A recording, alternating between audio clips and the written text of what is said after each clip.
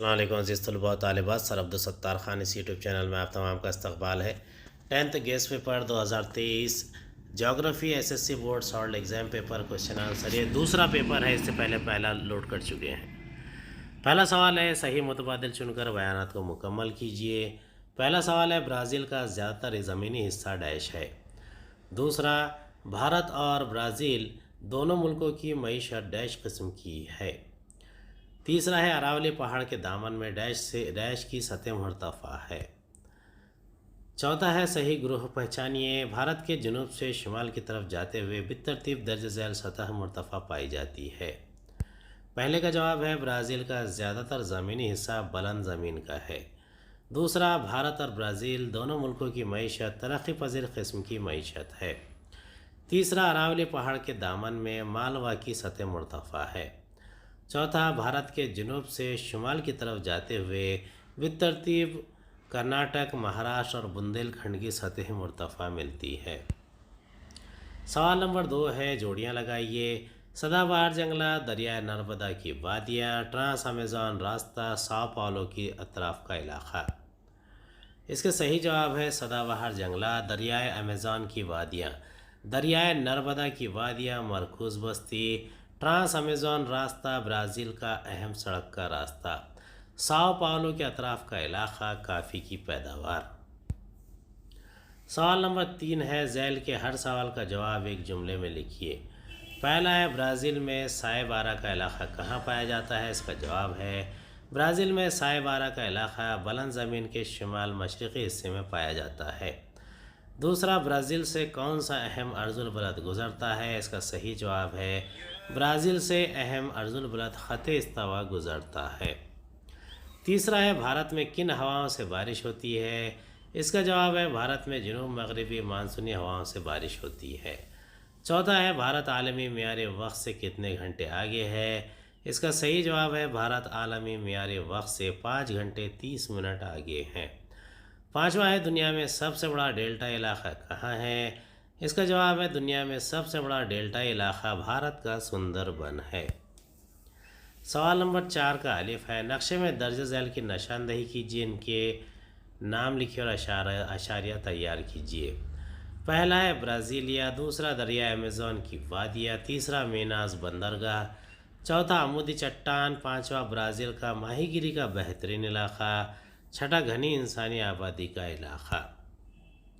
دیکھیے یہاں پر دیا گیا ہے عمودی چٹان، ساؤ پاولو کا علاقہ، برازیلیا، برازیل کا ماہی گیری کا بہترین علاقہ، دریائے امیزون کی وادیاں، میناس بندرگاہ۔ سوال نمبر 4 کا بے ہے، بھارت طبعی تقسیم کا نقشہ دیا گیا ہے۔ اس نقشے کی مدد سے آپ نے دیے گئے سوالوں کے جواب لکھنے ہیں۔ پہلا سوال ہے، نیل گری پہاڑی کا نسبتی مقام بتائیے۔ دوسرا، شمالی سمت کے میدانی علاقے کے 2 شہروں کے نام بتائیے۔ تیسرا ہے، بھارت کی مغرب کی سمت بہنے والی کوئی 2 ندیوں کا نام بتائیے۔ چوتھا، کوہ سہیادری کی بلندی کس سمت میں بڑھتی جاتی ہے۔ پانچواں، جزیرہ نما پر ڈیلٹا علاقہ بنانے والے 2 دریاؤں کے نام بتائیے۔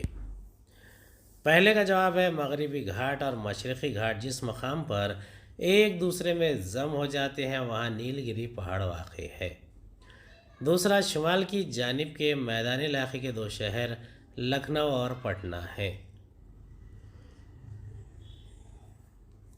تیسرا، بھارت میں مغربی سمت میں بہنے والے دریا نرمدا، تاپی، مہی اور سابرمتی ہے۔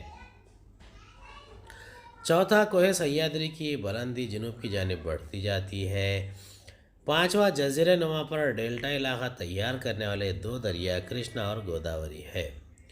چھٹا، شمال مشرقی بھارت میں دریائے برہم پتر کی وادی کے سرحدی علاقے میں ناگا اور جیتا نامی ٹیکڑیاں ہیں۔ سوال نمبر 5 ہے، درج ذیل بیانات کی جغرافیائی وجوہات لکھیے، کوئی 2۔ پہلا ہے، برازیل میں مغربی سمت میں بہنے والے دریا نہیں ملتے۔ اس کا جواب ہے، پہلا نقطہ ہے، برازیل کے بیشتر دریا برازیل کی بلند زمین سے نکلتے ہیں۔ دوسرا، برازیل کی بلند زمین کی اونچائی جنوب سے شمال کی طرف اور مغرب سے مشرق کی طرف مرحلہ وار کم ہوتی جاتی ہے۔ اس وجہ سے برازیل کے کئی دریا شمالی اور مشرقی سمت میں بہتے ہیں۔ تیسرا ہے، یہ تمام دریا بحر اوقیانوس میں جا کر گرتے ہیں، اس لیے برازیل میں مغربی سمت میں بہنے والے دریا نہیں ملتے۔ دوسرا ہے، شمال مشرقی مانسونی ہواؤں کی وجہ سے بھی بھارت میں بارش ہوتی ہے۔ اس کا جواب ہے، پہلا نقطہ ہے، بھارت میں خصوصاً جنوب مغربی موسمی ہواؤں کی وجہ سے بارش ہوتی ہے۔ یہ ہوائیں بھارت کے جنوب سے بھارت میں داخل ہوتی ہے اور رفتہ رفتہ شمال کی طرف بڑھتی ہے۔ دوسرا، بھارت کی سرزمین پر بہنے والی یہ جنوب مغربی موسمی ہوائیں ہمالیہ کے شیوالک اور ہماچل کے سلسلوں سے ٹکرا کر واپس بحر ہند کی طرف پلٹتی ہے۔ تیسرا، شمال مشرق کی سمت سے بحر ہند کی جانب پلٹنے پر ان شمال مشرقی مانسونی ہواؤں کی وجہ سے بھارت کے جزیرہ نما حصے پر دوبارہ مانسون کی واپسی کی بارش ہوتی ہے۔ اس طرح شمال مشرقی مانسونی ہواؤں کی وجہ سے بھی بھارت میں بارش ہوتی ہے۔ تیسرا ہے، بھارت کا بیشتر حصہ پت جھڑ کے جنگلات سے گھرا ہوا ہے۔ اس کا جواب ہے، پہلا نقطہ ہے، خشک موسم گرما میں عمل تبخیر سے پانی کی قلت نہ ہو جائے، اس لیے پت جھڑ کے جنگلات میں نباتات کے پتے خشک ہو کر گرنے لگتے ہیں۔ دوسرا، پتے جھڑنے کی وجہ سے عمل تبخیر کم ہو جاتا ہے، نباتات کی زندگی بڑھ جاتی ہے۔ تیسرا، 1000 سے 2000 ملی میٹر کے درمیان کی بارش کے علاقوں میں خاص طور سے پت جھڑ کے جنگلات پائے جاتے ہیں۔ چوتھا، بھارت کے بیشتر حصوں میں بارش کا اوسط 1000 تا 2000 ملی میٹر ہے، اس لیے بھارت کے بیشتر حصے میں پت جھڑ کے جنگلات پائے جاتے ہیں۔ چوتھا، برازیل کے مقابلے میں بھارت کی آبادی کا اوسط گنجان پن زیادہ ہے۔ اس کا جواب ہے، زمین کی کل خشکی علاقے میں صرف 2.41% حصہ بھارت سے گھرا ہوا ہے۔ دوسرا، اس کے برعکس دنیا کی کل آبادی میں سے تقریباً 17.5% آبادی بھارت میں پائی جاتی ہے۔ تیسرا، بھارت میں نسبتاً کم زمینی رقبہ اور نسبتاً زیادہ آبادی ہے، اس وجہ سے بھارت میں آبادی کا اوسط گنجان پن زیادہ ہے۔ سوال نمبر 6 ہے، درج ذیل جدول میں برازیل اور بھارت میں شہرکاری کا فیصد دیا گیا ہے۔ اس شماریاتی معلومات کو استعمال کر کے مرکب ستونی ترسیم بنائیے اور درج ذیل سوالوں کے جواب لکھیے۔ پہلا ہے، کس دہائی میں شہرکاری کا تناسب برازیل میں زیادہ تھا؟ دوسرا، کس دہائی میں بھارت میں شہرکاری تیز رفتاری سے ہوئی؟ تیسرا، شہرکاری کے فیصد کے فرق کا موازنہ کیجیے۔ کس دہائی میں بھارت میں شہرکاری کے فیصد میں زیادہ فرق دکھائی دیتا ہے؟ ترسیم ہے، اس کا جواب ہے، یہ سادہ ستونی ترسیم بنائی گئی ہے۔ یہاں پر پیمانہ ایکس محور 2 سم اور وائی محور 1 سم ہے، یعنی 10%۔ اور برازیل اور بھارت کے لیے دونوں اشاریہ بنایا گیا ہے۔ پہلا سوال ہے، 1990 تا 2000 کی دہائی میں شہرکاری کا تناسب برازیل میں زیادہ ہے۔ دوسرا، 2000 تا 2010 کی دہائی میں بھارت میں شہرکاری تیز رفتاری سے عمل میں آئی۔ تیسرا، برازیل اور بھارت میں شہرکاری کے فیصد کی مدد سے درج ذیل امور واضح ہوتے ہیں۔ پہلا ہے، 1990 تا 2000 ان 10 برسوں کے عرصے میں برازیل میں شہرکاری کا تناسب زیادہ ہے۔ دوسرا، 1990 تا 2000 ان 10 برسوں کے عرصے میں بھارت میں شہرکاری کا تناسب کم ہے۔ تیسرا، 2000 تا 2010 ان 10 برسوں میں برازیل میں شہرکاری کا تناسب کم ہے۔ چوتھا، 2000 تا 2010 کی دہائی میں بھارت میں شہرکاری کا تناسب زیادہ ہے۔ درج ذیل ترسیم کا مطالعہ کیجیے اور جواب لکھیے۔ یہ 2016 کا برازیل کا عورت اور مرد کا تناسب جنس کا فیصد دیا گیا ہے۔ آبادی کا فیصد ہے، یہ اہرامی ترسیم ہے۔ اور یہ بھارت کا ہے، عورت اور مرد کے جنس کا تعین اور اہرامی ترسیم دی گئی ہے۔ پہلا ہے، 15 سے 19 عمر کے گروہ میں کس ملک میں عورتوں کا فیصد زیادہ ہے؟ دوسرا، 80 سال سے زیادہ عمر والوں کی آبادی کے زیادہ فیصد والا ملک کون سا ہے؟ تیسرا، بچوں میں 0 تا 0 تا 4 کا تناسب کس ملک میں زیادہ ہے؟ چوتھا، برازیل میں کس عمر کے گروہ کی آبادی سب سے زیادہ ہے؟ 5واں عمر جنس مخلوط کا مجموعہ موازنہ کرتے ہوئے بتائیے کہ کس ملک کے مخلوط کی بنیاد وسیع ہے۔ 6 کس ملک میں 15 سال سے کم عمر والوں کی آبادی کم ہے؟ پہلے کا جواب ہے بھارت میں 15 سے 19 سال کی عمر کے گروہ میں عورتوں کا فیصد زیادہ ہے۔ دوسرا 80 سال سے زیادہ عمر والوں کی آبادی کا فیصد برازیل میں زیادہ ہے۔ تیسرا بچوں 0 تا 4 کا تناسب بھارت میں زیادہ ہے۔ چوتھا برازیل میں 30 تا 34 سال کی عمر کے گروہ کی آبادی سب سے زیادہ ہے۔ پانچواں عمر جنس مخلوط کا قاعدہ پھیلا ہوا ہے۔ چھٹا برازیل میں 15 سال سے کم عمر والوں کی آبادی کم ہے۔ سوال نمبر 7 ہے، درج ذیل سوالوں کے تفصیلی جواب لکھیے۔ کوئی دو۔ پہلا ہے، بھارت اور برازیل کی نقل و حمل کی سہولیات کا تقابلی جائزہ لیجیے اور اپنے نتیجے بیان کیجیے۔ پہلا ہے، بھارت میں آبی راستے، سڑک کے راستے، ریل کے راستے اور ہوائی راستے جیسے نقل و حمل کے راستے استعمال کیے جاتے ہیں۔ برازیل میں آبی راستے، سڑک کے راستے، ریل کے راستے کا زیادہ استعمال کیا جاتا ہے، جبکہ ہوائی راستے کا استعمال محدود پیمانے پر ہوتا ہے۔ دوسرا ہے، بھارت میں سڑکوں اور ریل کے راستوں کا گھنا جال ہے۔ سڑکوں کے ذریعے تقریباً 85% عام مسافر آمد و رفت کرتے ہیں اور 70% مال کی نقل و حمل ہوتی ہے۔ برازیل میں نقل و حمل کے راستوں میں سڑکوں کا حصہ نصف سے زائد ہے۔ مشرقی حصے میں سڑکوں کا گھنا جال ہے، لیکن مغربی اور شمالی جانب دریا ایمیزون کی وادی کے دشوار گزار علاقے میں سڑکوں کی ترقی محدود ہے۔ تیسرا ہے، بھارتی معیشت کی ترقی میں ریل کے راستوں کا اہم حصہ ہے۔ یہ مسافروں کی آمد و رفت کا اہم وسیلہ ہے۔ بھارت کے شمالی میدانی علاقے میں ریل کے راستوں کا گھنا جال پھیلا ہوا ہے۔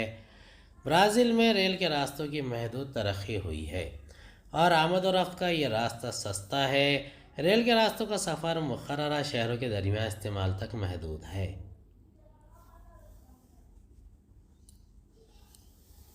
چوتھا ہے، بھارت میں ملک کی مجموعی آمد و رفت کے راستوں میں اندرونی آبی راستوں کا صرف 1% حصہ ہے، جبکہ ملک کی بین الاقوامی تجارت کا تقریباً 95% حصہ سمندری راستوں سے ہوتا ہے۔ برازیل میں دریا ایمیزون کے دہانے سے پیرو ملک میں ایکویٹاس کے مقام تک تجارتی پیمانے پر آبی آمد و رفت ہوتی ہے۔ ساحلی علاقوں میں سمندری آمد و رفت ہوتی ہے۔ نتیجہ یہ کہ بھارت میں سڑکوں، ریل کے راستوں، ہوائی راستوں کا استعمال بڑے پیمانے پر کیا جاتا ہے۔ ان امور سے ایسا ظاہر ہوتا ہے کہ بھارت میں برازیل کے مقابلے میں آمد و رفت کے لیے سڑکوں اور ریل کے راستوں کا استعمال زیادہ کیا جاتا ہے۔ دوسرا سوال ہے، بھارت میں شمال سے جنوب کی جانب پھیلا ہوا آبی تقسیم کار کون سا ہے؟ اس میں کون کون سے پہاڑی سلسلے شامل ہیں؟ اس آبی تقسیم کار کا بھارت کی بارش پر کیا اثر ہوتا ہے؟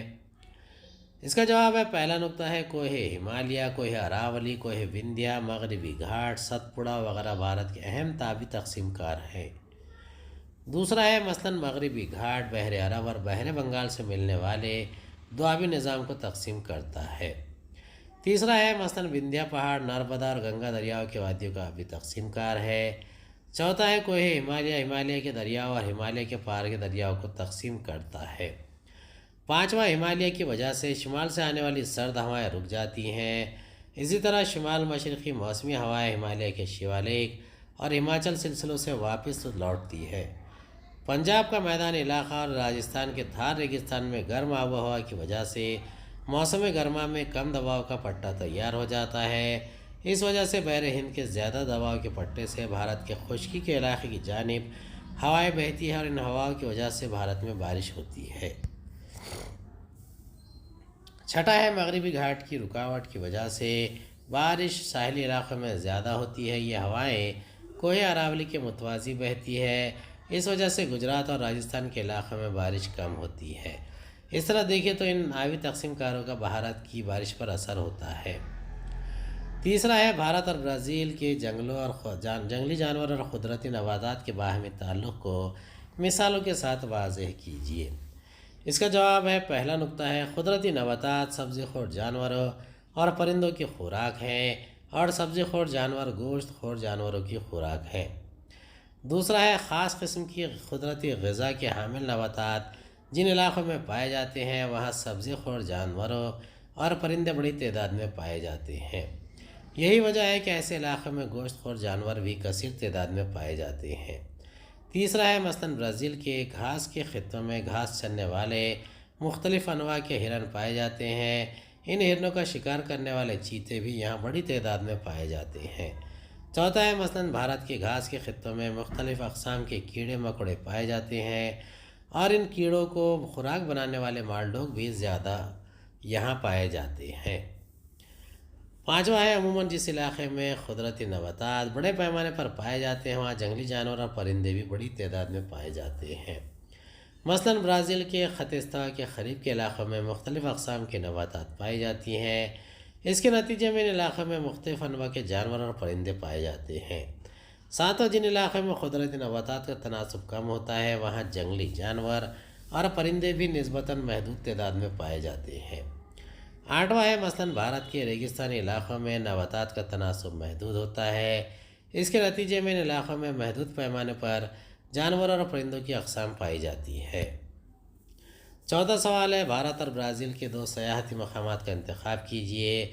اس انتخاب کا سبب تحریر کیجیے اور علاقے کی سیر کے دوران ان مقامات پر روزمرہ استعمال کے اشیاء کی فہرست بنائیے جنہیں آپ ساتھ لے جانا چاہتے ہیں۔ اس کا جواب ہے بھارت میں تاریخی عمارتیں مثلاً قلعے، Mumbai gateway of India اور اجنتا کے غاروں کو دیکھنے کے لیے سیاح آتے ہیں۔ دوسرا ہے برازیل میں ریو ڈی جنیرو شہر اور دریا ایمیزون کی وادی میں سدا بہار گھنے جنگلات، دودھ جیسے سفید ریت کے ٹیلے، صاف ستھرے سمندری ساحل دیکھنے کے لیے سیاح آتے ہیں۔ تیسرا ہے بعض سیاح بھارت کی تاریخی عمارتوں کی تاریخ جاننے کے لیے آتے ہیں۔ اس کے علاوہ بہت سے سیاح بھارت کی تہذیبی معلومات حاصل کرنے کے لیے اور قدرتی حسن کا نظارہ کرنے کے لیے آتے ہیں۔ چوتھا ہے برازیل کے شہر ریو ڈی جنیرو میں کارکاؤٹو ایک بڑی پہاڑی ہے۔ اس پہاڑی پر بنے ہوئے 38 میٹر اونچے کرائس ڈی ریڈیمیر نامی عظیم الشان مجسمے کو دیکھنے کے لیے خاص طور پر سیاح آتے ہیں۔ پانچواں ہے اس علاقائی سیر کے لیے درج ذیل ساز و سامان کی ضرورت ہوگی۔ پہلا ہے معلومات کا اندراج کرنے کے لیے اندراجی بیاض، پین، پینسل، پیمائشی پٹی، کیمرہ اور دوربین وغیرہ۔ دوسرا ہے مقامات کی سمت کا تعین کرنے کے لیے خطوط نما اور تمام پہلوؤں کا مطالعہ کرنے کے لیے نقشے۔ تیسرا علاقائی سیر کے مقاصد کے لحاظ سے معلومات جمع کرنے کے لیے سوال نامے کا نمونہ۔ چوتھا علاقے کی مٹی، نباتات، چٹان، پتھروں کے نمونے جمع کرنے کے لیے کاغذی تھیلیاں یا ڈھکن والے ڈبے اور ٹوپی، پانی کی بوتل، فوری طبی امداد کا صندوق وغیرہ۔ امید ہے آپ کو ہمارا ویڈیو پسند آیا ہوگا۔ اگلے ویڈیو میں دوبارہ ملاقات ہوگی۔ خدا حافظ۔